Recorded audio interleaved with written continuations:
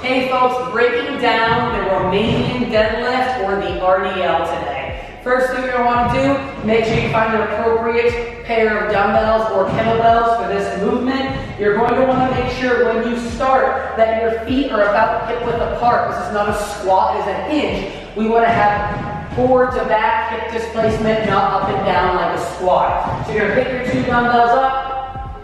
They're going to be relatively tight to your body. You want to make sure your feet stay glued down. The biggest things you see is if people go back, they'll lose the toes. Make sure toes stay grounded.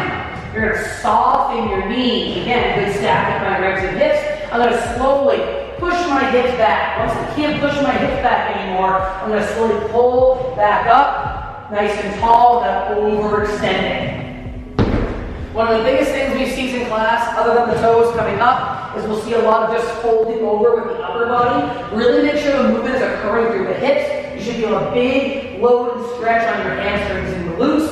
The other one we'll start to see is people go really, really low. After your hips can't move any further back, you're going to start moving to your spine. Not a bad thing, but we're really trying to target hamstrings and glutes with this movement.